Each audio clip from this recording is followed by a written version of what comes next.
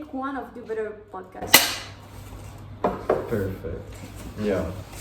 Hi guys! Welcome to our first ever podcast in Do Better Project. Okay, so we're the Do Better Project community here, and this is our very first episode. Our goal is basically to tackle the modern day taboos in our society. And we want to spread awareness in a new, fun, and cool way for you guys, so Gen Zs out here can relate to information. And we will tackle in different episodes different topics that are we consider them to be a problem in our modern society. So whatever you guys would like us to talk about, or if you have any comments, you can find our social media in this very site, or you can even ask through our Instagram handle, which is the Do Better Project. So yeah, that will be basically it. So we will introduce ourselves. I'm Maria Fernanda, and Joaquin. We will be our moderators, your moderators for this topic that is internalized misogyny. Yes. So basically, we're focusing on the scale of sexism, but in the more micro level. Some could also call it micro-sexism, which is basically how it's sexism, but in the little things, or in basically the little details that we live in our modern day society every day. So basically, it's the gender norms that have been raised upon, but no one actually recognizes them as wrong. Not even women, men, or any other individual in family or professionalism, or even in societies. So we're gonna basically introduce this theme and discuss the ways in which micro-sexism is not correctly portrayed in society, basically. Yeah, there are basically aggressions that can be hidden in jokes or phrases that are common in our today's modern society type of language. So they're important to tackle down. So Mafia, I think you wanted to start. Yeah, so I will be talking to you guys about micro-sexism in a school environment. Why is it important, you may ask? Because in school, we learn this thing that is called socialization. It's a process where, young adults, little babies, learn the values and norms of a society. They learn skills as individuals who occupy particular roles in our society. So imagine that the institution that has the role or the responsibility to form you into adapting in a new normal life, tells you okay, you're a girl, you can't wear blue. So that would be actually hurtful for your, social standards, your self-esteem, your self-image, that the fact that they classify you like that. Yeah, I also think the basis of gender norms are so engraved in our very concepts since we're 2 years old or even younger. The concept of colors being assigned to each gender, the basis of sex, you see the toys of a little girl being about womanhood, about motherhood, and there's always the question why can't a guy be taught to be a good father? Why can a guy, a little boy, play with a fake doll or a fake baby? There's so many gender norms that are so old, but we're still adapting towards them, and there should be a place where we can change them. Yeah, and this is so dangerous because in this process that they adapt and form into this person that will be, an active member of a society, they have this thing called moral conformity. Well, they learn what is right and what is wrong, and it sticks in their head, and it's part of their personality and who they are. So if a guy or a little girl, it gets taught from a really young age that all she can do is, bear children to this world and be a good mother, that actually it's pretty harmful in our today's society. This conformity and this cultural conformity that is taught to little kids through these microaggressions that we might not notice can actually have a really huge impact on their future lives. Yeah, I also think there's a huge misconception about sexism in general. I think that sexism, when someone hears the word sexism, they mainly think about domestic abuse or something that is really extreme. But sexism is something that is sometimes really hard to spot. So I think that also like women are sexist, Yeah. like men are sexist, whole systems or like of like law or a school, like you were saying, like education, they're all like based sometimes in like the main idea of sexism and other types of discrimination. And I do think that by sharing the experiences of those who have lived and like also like overcome such experiences is really important to give the voice to them. Yeah, everyone can become a victim of micro-sexism. Like, you can have a really, I don't know, bad judgment whether things are right or wrong, or you can affect other people. And for example, in studies that have done in schools that aren't considered sexist but have micro-sexisms that aren't like perceived too well, studies have shown that little boys, when they are asked, who do you think is the smartest people in the world or the smartest person in this world, they usually choose a man. So that's actually kind of like intense. Like, how can little kids not imagine or picture an intelligent woman? Because this goes for the both sexes. Like, both choose a man that it's considered like the smartest person in this world, even though we have people like Marie Curie. Because yeah, maybe they know the story of Marie Curie, but maybe in class they were like, oh, you're a girl, you don't know about this stuff. So you know. And that reminds me of like the hashtag like hit like a girl, like that whole campaign is basically based on like, okay, like you can hit like a girl, you can run like a girl, and there's nothing like discriminating about it. Like, just the misconception of being like a girl or feminine, it's always seen as something negative in both genders. Like, if you see a girl being too feminine, then you think she's dumb or she has lack of knowledge. If a guy is feminine, then there's homophobia, there's toxic masculinity, and all of this connotation, like negative connotations, is basically on the way we act. And I think that that's almost like unreasonable to like try to mold every single person. Yeah, and that affects other aspects of our lives too. For example, not having a proper sex education, the fact that we kind of like have these microaggressions where we slut shame can actually be really dangerous for a girl, for a boy that, I don't know, wants to just live their sexual life in a healthy way. They're not taught the things that they should be taught. And also, like, I think like the family environment can also become like toxic in certain ways. Like personally, like what I see in my personal home, like you see, there's no like actual like I like for my entire life I didn't think that my family was sexist at all. But like then you see, when the family comes over, the guys are always in the living room waiting for the women to clean and to cook. That's just basically it. So, and I didn't think that, like, I did not think, like, sometimes we do not, like, recognize them. Like, we're not saying that people, like, here in the Do Better Project, we're not blaming everyone. Sometimes we might be kind of aggressive, I think. But, like, I think that's part of the answer to, like, abolishing these little things we do that we're not even, like, aware of.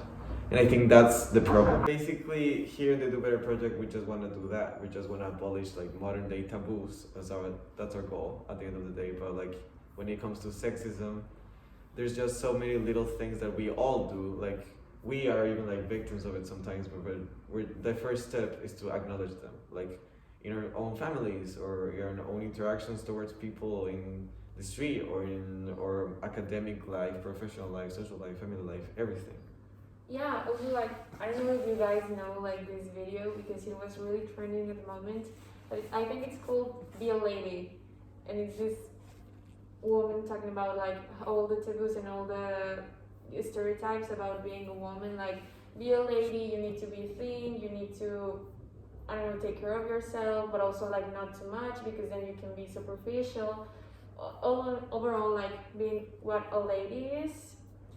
And I don't know, but like maybe in school they won't tell you like you need to be a lady and you need to behave like this, like this, like this, but they will tell you that's not a proper way to say it for a young woman or for a young lady. So it's like the small things that have a bigger impact in the future or a bigger impact in someone's life. So that's why we need to like be really careful and respectful for everyone, with everybody, because this implies a lot of things.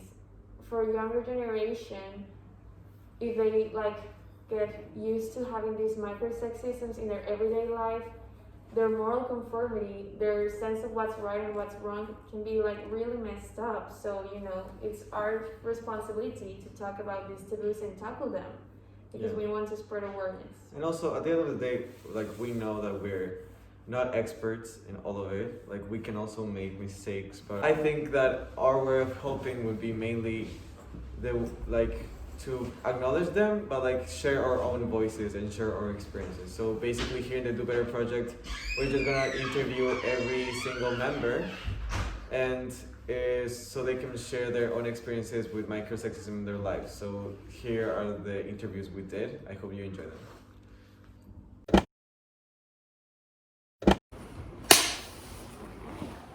Hello, I'm Valeria and I'm a member of the Do Better project. And I'm Aitana, and I'm also a member of the Do Better project.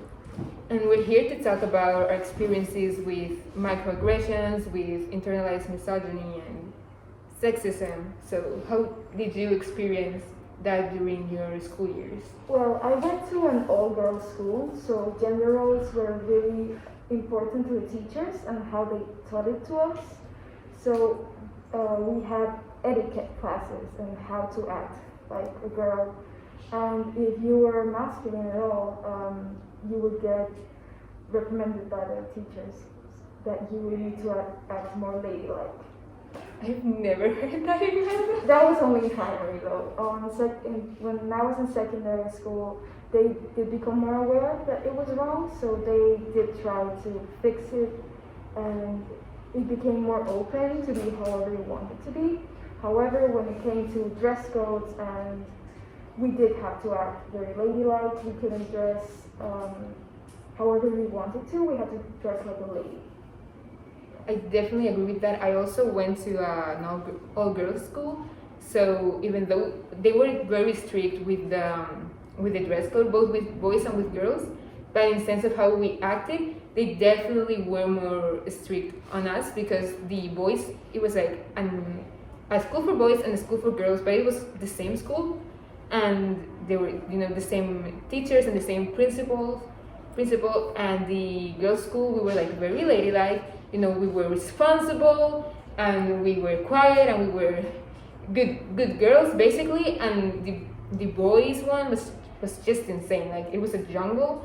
They would, and it was clear that they were going with the boys will be boys kind of thing, and, you know, girls will be silent and will be good girls, and the boys will, you know, do what boys do and be not that responsible. Also, I think that one of the things, at least in my school, that did change a little bit our attitude towards that was just after we had the phase of I'm not like other girls. Yeah. It's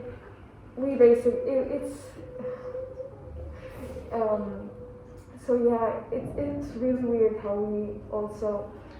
we valued masculinity over femininity, and It's a huge problem. Also with the basic girls.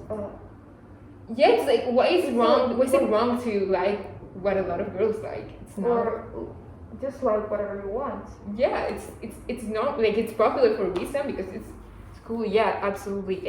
And it's a huge giveaway that we have this internalized misogyny, because femininity never wins. Like, when it's supposed to be girly, it's always bad. Like, as Joaquin said at the beginning, if you're a guy and you're girly, you're gay and it's bad. And if you're a girl and you're girly, you're mean or you're dumb. You have to be masculine, you have to be like a boy in every situation. It's not fair at all. So it's also really strange how when a girl talks about femininity or feminism or internalized misogyny and microaggressions, it's always looked down upon, but when a man talks about it, they're applauding to him. So also the fact that we value what comes out of a man's voice over what comes out of a girl's voice, and that we always hold the person in power is always the man. The person that will be more successful we always think of it firstly as the man. it's really damaging to our self-image, to how we express ourselves, and also our mental health. It's always like we were talking about this before. If they tell you that they're going to that your little boy is going to have surgery and your little boy is going to have surgery and they tell you the doctor is here, you're going to imagine a man. You're not going to imagine a woman that's a surgeon because it's not as common, and it's because it's not talked about as much. The norm is that the man is the one that has the best jobs, the best. It's empowering. I think in itself the most damaging thing is the little prejudice we have against that cause the microaggressions, the sexism, but in the small details and how we don't notice it. So basically, the most important part out of it all is just start to notice when we're the smaller details in what we say, how we act, and what we think when regarding our reality. Absolutely, I agree with you. The most important thing is just, as we've said, to realize that the small things also matter, and probably matter the most, because everybody knows that if a man says women are awful, that is misogynistic. But what about the I'm not like other girls phenomenon, or all these things that imply all these sexist connotations. Take two. Hi guys, now we're here with Anita and she's going to share her experience with these micro-sexisms and neglections. Hi, my name is Anita and I'm a part of the Do Better project, and I just wanted to share my experience on sexism regarding my involvement with my parents and everything, because being the youngest child, you do tend to have, your parents do tend to look out for you more than in comparison to your older sister. And well, in my experience, I do have an older sister, and to be honest, they don't focus on her as much as they do on me because I'm still more vulnerable, and I have gone through many experiences where I just showed my weakness. So no wonder why they wanted to take me into consideration for my safety. But basically, for the majority of my life, I've just been taught how to act like a lady, especially by my father. My father is very conservative. He's very traditional. So when it comes to the things I wear, he always has to check up on what I wear and how I wear it. So for example, if I'm wearing a skirt and if I'm wearing an exposing top, he would immediately give his opinion on it. But in comparison to now, since I'm 18 and I'm in university, I still have a bit more freedom, so I'm allowed to wear whatever I want. But before, I had many, many rules with my father. For example, he gave me the half and half rule, which was basically if I showed any skin up here, I had to cover everything down here. Oh, yeah. And if I showed my legs, I had to cover up here. My mother used to tell me that all the time. She was like, if you show skin on your legs and you show skin up here, you look instantly kind of vulgar, kind of not a lady appropriate kind of way. So yeah, I can totally relate to that. But the thing is, I don't understand why parents have to be like that, because I feel like me myself, I'm a very even though I come off I'm very girly, and girly girls always tend to wear really cute stuff, skirts, things like that, and I'm like that, especially in summer. But since now we're in winter, it's my father's favorite season because now I can be completely covered up. But in summer, I do tend to show a lot, just because I just think that it's just a way of expressing myself, and also style is something I take into consideration because I do like styling myself, and sometimes exposing a bit isn't that bad. And at the end of the day, I feel like everyone is blaming women for provoking men, but there's no system in school teaching men how to not stop aggressing women and blaming the woman. It's always the man. You should teach men not to think that way about women. Just don't take them don't make their image change just because of their form of dressing, for example. Yeah, and also I think that this micro-sexism type of mentality also affects the men that actually don't think about women in that way. Because I don't know if you guys have heard about cases of guys that have been raped by their nanny, and when they come forward, they have this like mocks and jokes about them because they're like, oh my god, you're a man, you're supposed to like having this sexual experience. That it's actually pretty unhealthy and pretty damaging. But yeah, I think that a society's culture actually is more like focused on women and telling them what to wear and which way to act. So that's pretty dangerous for us. I also do think that like when it comes to like walking on the street in public and stuff, I feel like even though my dad always says, oh, people are gonna stare at you, I feel like regardless, I've watched many YouTube videos. There's one very, very popular one that which went viral, and there's this lady who is just wearing black jeans, a black top, not revealing any lower part of her body, nothing on top, no cleavage, no shoulders out, nothing. And men were still, well, in today's term, hitting on her, which is like just catcalling and things like that. So I don't get how like just removing just a bit of clothing is going to affect anything when really it doesn't really change that much. Yeah, I think women are kind of like the most affected by this micro-sexism culture. Also, there's one thing called the friend zone. I don't know if you guys know why that's micro-sexism, but actually it kind of like makes the woman feel guilty for not like wanting anything else with a guy that is interested in her. Like, guys take such an offense to be, I don't know, classifying the friend zone with a girl, but that's actually like, a girl doesn't owe anything to you. So, so this friend zone shouldn't be like called that, because it's basically blaming the woman for not being interested in a guy that is interested in her. So that's actually kind of like a pretty dangerous micro-sexism that we need to abolish. Yeah, well, I'm just gonna share a bit of my experience with friend zoning. Well, the last experience.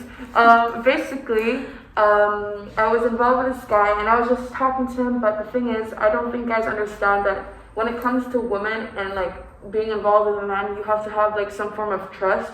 We can't just go with you and like pretend as if we're good with you. We have to. That's why we have this talking stage, right? That's how we get to know people. And I hate when people say, "Oh, I brought you on so many dates and stuff," but really, that's just a form of understanding like each other and if we're capable of being together. And apparently, all of my let's call him R. All of his friends told me that they basically named me very different things because I friend zoned him basically. And at the end of the day, I was weak. I can blame myself for it because I wasn't strong enough to tell him no, and in the end I was with him. But I feel like it was just a form of pressuring and just like peer pressure in general. And people just don't understand that girls have like their full right to not want something with a guy. It's not called friend zoning, it's just that we don't feel comfortable enough to be with you yet. But yeah, that's the type of things that micro-sexism can cause. That a girl is stuck in a relationship that she doesn't want to. Or, well, this is like kind of like a more serious topic, but for example, I have had teachers that have told me experiences about their friends that when they go out and when a guy buys them a drink, they instantly feel the need to, I don't know, grant their wishes. So for example, like, I don't know, hang out with them that night or start dating or whatever. But the thing is that women are taught to be complacent, I don't know, and satisfying like men's needs and men's like desires and what they want. So this micro-sexism just damage and aggravate the problem. Because they're like, oh, okay, she's in the friend zone. No, he's not in the friend zone. The thing is that she wasn't interested in you and she doesn't owe anything to you. But that's something that society has like really stigmatized, and we didn't really talk about this stuff. So that's why in Do a Better Project we care about these type of topics. But yeah, but those were all our experiences for the moment. Well, that was a ride. Oh yeah, so basically we want to first thank all of the Do Better Project members who share their own personal experiences. I know sometimes it's kind of hard to talk about such things, especially when we live in a society that is still changing every single day. Yeah, especially with a topic that is so normalized, and even like for us that we know sometimes it takes a lot of effort to really realize that we're being victims or that we're like doing micro-sexisms. You know, So, and yeah. I know that like we have basically just like tackled like the tip of the iceberg. Basically, there's so many other examples, so many other cases. Some either more extreme or more like less severe cases in this case. But like I also think that micro-sexism and like sexism in general, it's so important to take that first step to recognize it in the first place. And I do think that here in the Do Better Project site, you can see those first steps like. And we're planning on talking about not like other topics where you can give us feedback. Basically, Yeah. you have a lot of outlets here on the site, so whatever you'd like us to tackle, if you want to share some personal experiences, or even like you want to tell us how you feel about this podcast or video.